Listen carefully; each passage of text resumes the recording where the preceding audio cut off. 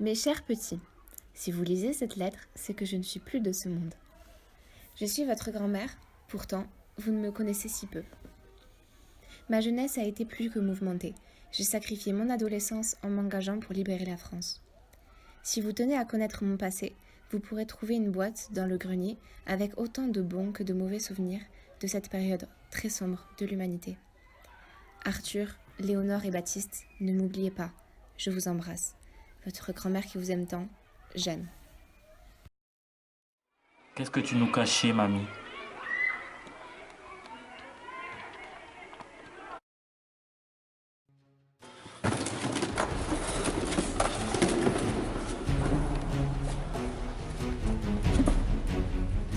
Bon, venez, c'est bon, on va rien trouver.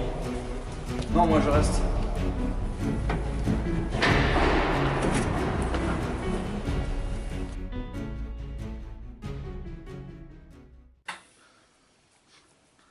Elle va nous manquer.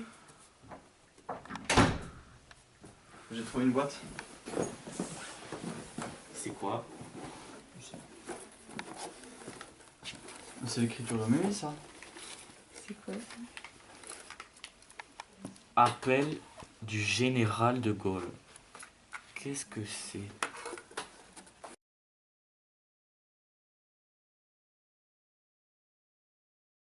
La France a perdu une bataille, mais la France n'a pas perdu la guerre.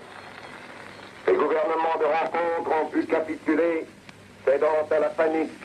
Oublions l'honneur, livrons le pays à la servitude. Mais le dernier mot est dit. L'espérance doit-elle disparaître? La défaite est-elle définitive? Non, car la France n'est pas seule. Quoi qu'il arrive, la flamme de la résistance française ne doit pas s'éteindre, elle ne s'éteindra pas. Je n'en avais pas le droit, mais j'écoutais le général de Gaulle. J'ai décidé alors de m'engager dans la résistance pour libérer la France. Parmi tous les collabos, il était difficile de trouver des résistants, mais il était pourtant essentiel de défendre Millau et la France. J'ai rencontré d'autres personnes qui voulaient s'engager dans la petite ville de la zone libre, Millau.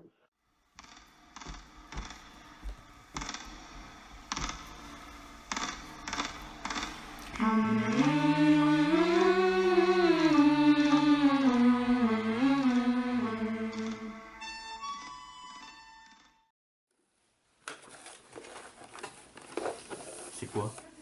C'est une balle. Une douille. Ami, entends-tu le vol noir des corbeaux sur nos plaines? Ami, entends-tu les cris sourds du pays qu'on enchaîne? Ohé, partisans, ouvriers, paysans, c'est l'alarme.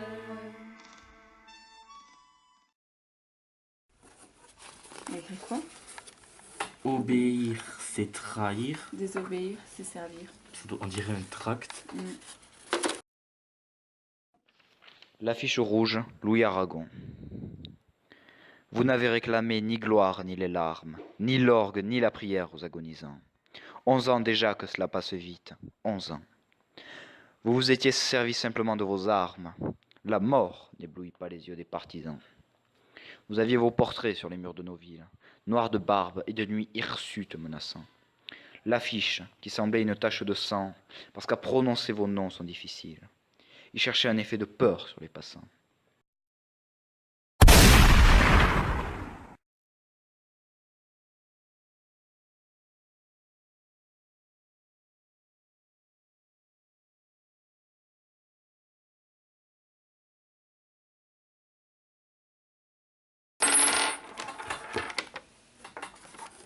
Ils sont tous. Notre patrie est en péril de mort.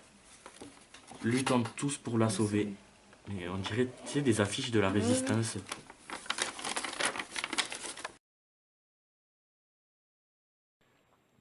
Nul ne semblait vous voir en français de préférence. Les gens allaient sans yeux pour vous le jour durant, mais à l'heure du couvre-feu, des doigts errants avaient écrit sur vos photos « Mort pour la France ».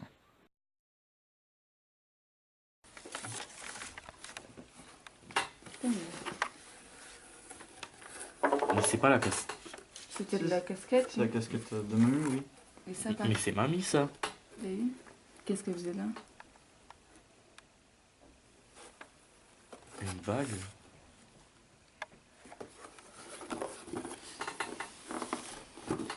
Qu'est-ce qu'elle nous a caché?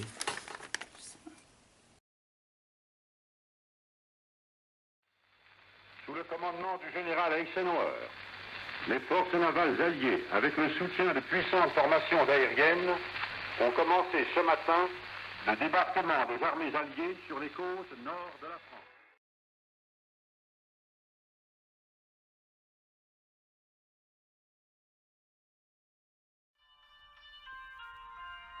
O, qu'es pulit milau, cont lusurel i brillo, O, qu'es gai nostri trauc, cont lucel i brecilio.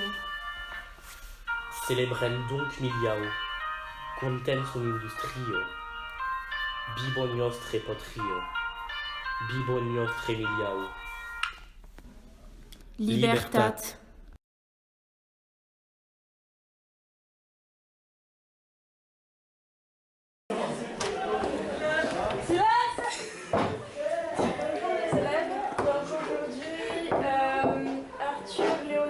Ça va vous présenter un exposé sur la résistance. Donc voilà. Allez-y. Nous allons présenter notre exposé sur la résistance et l'engagement dans la résistance française. Il y a aussi des journaux comme Combat qui relatent les actions des Français, donc de la résistance. Ils étaient distribués gratuitement et peut inciter n'importe qui à le lire de s'engager. Pour s'engager, la plupart passaient par des résistants qui faisaient des faux papiers. Donc par exemple, on peut voir ici Pierre Bizot qui faisait des faux papiers donc pour les résistants qui souhaitaient s'engager dans la résistance. Une grande motivation qui a poussé les jeunes français à rejoindre la résistance fut la mise en place par le régime pétainiste du service de travail obligatoire. Alors là, nous pouvons voir une carte d'adhérents des associations des chantiers de la jeunesse de Millau. Quand ils arrivaient en Allemagne, ils recevaient une carte de baraquement et chaque fois où ils allaient, chaque endroit où ils allaient, ils devaient le faire poinçonner et le faire tamponner. Alors là, nous pouvons prendre le cas de mon grand-père, qui a été à Saarbrück, en Allemagne, dans le chemin de fer, et qui n'est pas retourné après une permission. Donc il a été obligé de se cacher.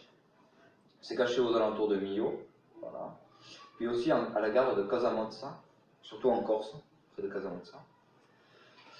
Mais ils étaient obligés, comme le disait mon collègue tout à l'heure, de faire des faux papiers. Alors là, rien n'est juste. À part le nom de famille, rien n'est juste. La photo est de profil pour éviter d'être reconnu trop facilement. Voilà. Espérons que votre exposé vous aura plu. Ce fut un plaisir de partager avec vous.